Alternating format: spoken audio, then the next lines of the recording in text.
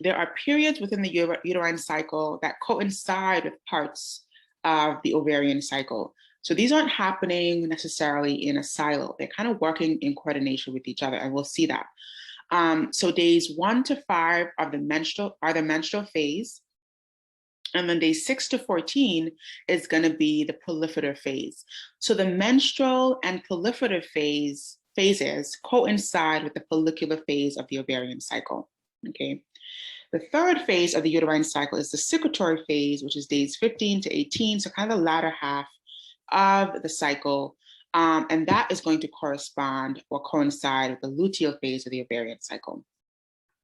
All right, and we'll see ways in which what's happening is overlapping in terms of that hormone secretion. So we're looking at the uterine cycle here. This is really the first, this is really started out with the first phase being the menstrual phase. And the menstrual phase is day 1 to roughly 5. This is the period where we have the shedding of the uterine lining, the sloughing off of that lining there. That's going to be seen by bleeding, right? This is when a female undergoes that period of bleeding, usually lasting anywhere from 4 to 7 days. That's because blood flow to the tissues is now being lost. So we now have the decrease in blood flow to those glands, decrease in blood flow to the lining itself, and we're sloughing off the old lining because fertilization did not take place. Okay, there are hormones that trigger this part of the cycle. So what's triggering this is a drop in estrogen and progesterone. So we would have talked about that in terms of looking at it from the ovarian cycle perspective. But when that corpus luteum stops is disappearing essentially, and so it's no longer producing estrogen and progesterone, that is what triggers the menstrual phase, so the sloughing off of the endometrial lining.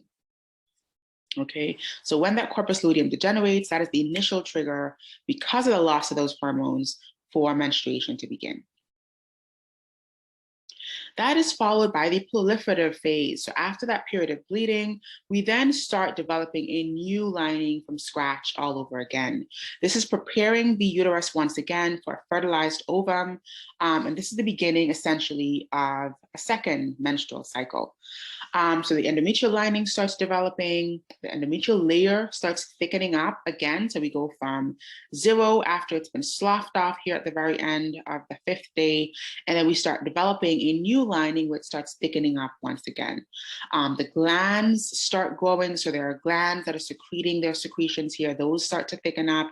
The smooth muscle layer of the uterus itself starts to thicken up. And the cervical glands also start to thicken up or start to increase their secretions. So the purpose of the cervical glands is to secrete mucus. And the mucus is going to be quite liquidy at first to really help with the introduction of sperm and help with the lubrication as it makes its way into the uterine cavity toward where that ovum is. But then after, we'll talk about this going forward in the secretory phase, that mucus is going to change into a different type of mucus that I'll touch on in the secretory phase. Now, the hormonal control of the proliferative phase is really under the influence of estrogen. And estrogen is really preparing that uterine lining, okay? We'll talk about progesterone that's coming in. Progesterone is really a hormone of maintaining. Estrogen is a hormone of developing and growing and proliferation. All right, getting on here into the secretory phase. So the secretory phase is where we have the endometrium now really preparing for implantation. We see increased blood supply to the arteries here. So there's some arteries that are in the uterine lining. These are called spiral arteries. And they're called spiral arteries because they have this really interesting ability to kind of start growing rapidly. They start spiraling. And as the lining thickens up, they can really grow and become really thick, really large blood vessels to accommodate for more blood flow to really help that lining thicken up. There's also glands that are secreting glycogen-rich fluid here, and that glycogen is going to be also helping with the nutrition and the nourishment for that thicker muscle, that thicker endometrial lining, and the larger growing uterus. The secretions here, as I mentioned earlier, are different. So they're more thicker, they're more viscous, they're more sticky, and that is intentionally to provide a mucus plug. So after this phase, we should already begin to see the fertilization and implantation. So we're beyond the 14-day mark. So we should already have a fertilized oocyte. We should already have an embryo, if that is the case during this cycle. And so now we really want to protect the integrity of the uterine cavity. So the cervical mucus here is much thicker, it's much more viscous or sticky, and it really just clogs the cervix, really kind of forming a plug that prevents anything from going out, but also prevents anything, bacteria or any kind of virus, from coming in and invading that uterine space while this development is happening. All right, so this is a very great tool for studying, for kind of putting all this information together.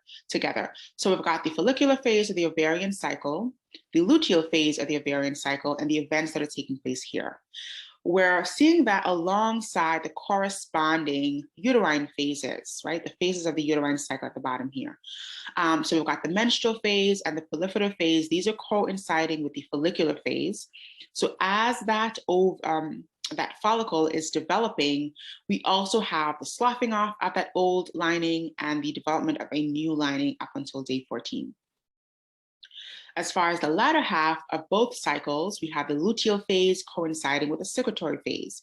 And that is really the time that we're really preparing for implantation and for pregnancy here. So the corpus luteum is secreting the hormones that are necessary to really thicken this lining up, thicken up the glands that are secreting their secretions here, thicken up the smooth muscle even further, thicken up the blood vessels and providing more blood flow, having more glycogen-rich fluid to really supply the nutrients for this thicker uterus. And all of that is coinciding in the latter half of the cycle. And if fertilization does not take place, we're going to really just start back from one, where we have the sloughing off, a new follicle developing, and menstruation starting all over again. Okay. Let's take another brief pause here and see what questions we may have so far. So the ovarian cycle, and then the uterine cycle. Okay, on this slide, we're just looking at how the hormones are changing.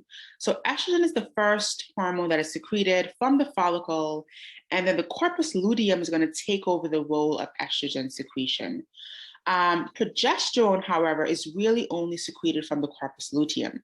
So progesterone is pretty low during the initial parts of the cycle, right? It's pretty low during the menstrual phase, the proliferative phase of the uterine cycle, as well as the follicular phase of the ovarian cycle. And progesterone only spikes after we have that ovulation take place. So when the corpus luteum, so when the Graafian follicle spits that oocyte out and the corpus luteum starts to develop, that is where we really see progesterone levels take off. So progesterone is really a hormone of pregnancy. In the initial parts of the cycle, it's really low and it's almost negligible. And it's going to really help to maintain the lining that we just worked so hard to build in terms of the uterine lining. We also have LH and FSH. These are being secreted by the anterior pituitary. The spike in LH is what's going to really help with ovulation, so help that oocyte be ruptured off or evacuated from the Graafian follicle. And that's a spike that we see here at the 14-day mark or so.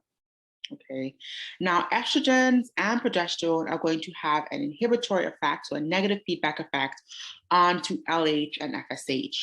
LH and FSH levels are really what start ovulation.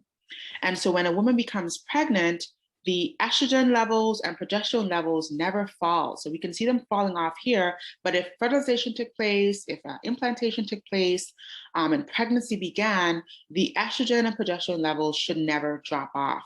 And that is what prevents a female from going into another ovarian or uterine cycle. It prevents another set or another ovulation from taking place, or another primordial follicle from developing, those sustained levels of estrogen and progesterone. On the flip side, if estrogen and progesterone levels drop, so we have the degeneration of that corpus luteum, we also have the ovum that was not fertilized, that's where we see the drop off of those hormones, and that triggers not only menstrual sloughing off of the lining, so menstruation, but it also starts a new cycle and starts the development of LH again, FSH again, and a brand new ovulation.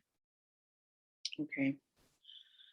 This is why there's that idea that pregnancy is the best form of birth control, because if you're already pregnant, the hormones are such that you cannot start a new cycle, you cannot have a new ovulation take place, a new primordial follicle develop.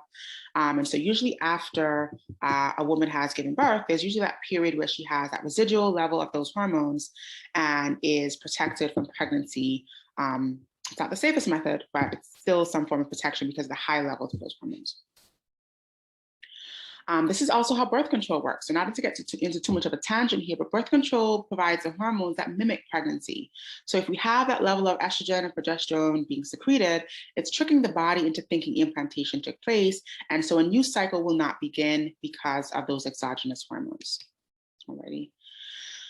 Okay, so looking at the early to mid follicular phase and how the hormones are regulated here. So we've got GnRH from the hypothalamus. That's kind of the initial spark that's happening here. That is going to stimulate the anterior pituitary to release FSH and LH. FSH speaks to the granulosa cells. It's going to help them produce new oocytes, so mature oocytes, along with follicular development to start making that Graafian follicle mature into its most mature phase. It's also going to tell the granulosa cells to secrete inhibin, and inhibin is going to have that negative feedback back onto the anterior pituitary. Now, LH, on the other hand, is going to be sending signals to the theca cells along with the oocyte itself. It's going to help with estrogen production, and that estrogen is going to have an influence on the development of that oocyte as well. So both these components are helping that oogenesis, so bringing about that mature Graafian follicle. And then it's also going to have a negative feedback back onto the anterior pituitary and onto the hypothalamus. So this is that component where estrogen is really preventing a new follicle from developing by having somewhat of a negative feedback during the early to mid follicular phase. We'll see that during later parts of the phase, this feedback is going to become a positive feedback for a very brief period of time. All right, so this is specifically from the early to mid follicular phase. Okay, and this is just looking at some of the action of estrogen and how it has evolved to play in the different phases. So estrogen is going to help promote the endometrial growth. It's going to help the development of the oocyte along with the follicle, so that Graafian follicle. It's going to help promote more binding of LH onto the granulosa cell. It's going to be preparing, progesterone rather is going to be preparing the receptors on the uterus, so really maintaining and preparing that uterine lining. And then we see some of the changes here that are happening with pregnancy and the luteal phase. So we have suppression of lactation, we have prolactin secretes, we have the ducts and the growth of the breasts, which is something that's seen during that cycle as well. And just really preparing for pregnancy should fertilization take place. Switching here to look at the late follicular phase. So the late follicular phase, there's one small change that takes place.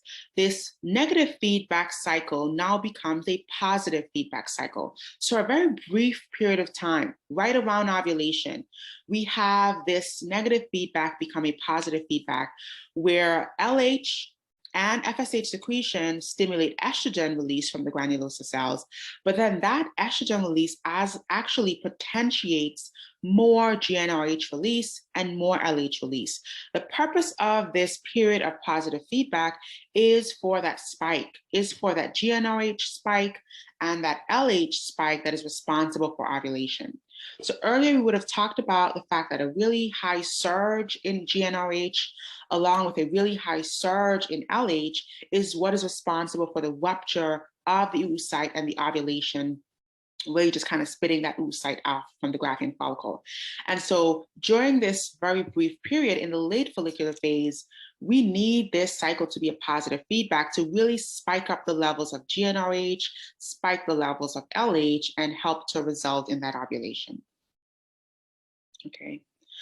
Looking again more closely, this is probably a repeat here, but the actions of progesterone here during the luteal phase and as a part of pregnancy. So I mentioned that progesterone is really the hormone of pregnancy, is to promote the secretion of the uterine glands and so on, to suppress uterine contractions, especially during the development, the growth of the uterus in the initial parts of pregnancy, to promote the glandular tissue growth in the breast, so really allowing those glands to become enlarged, again, a preparation for pregnancy, and then to suppress milk production or milk ejection rather until such a time that birth has taken place.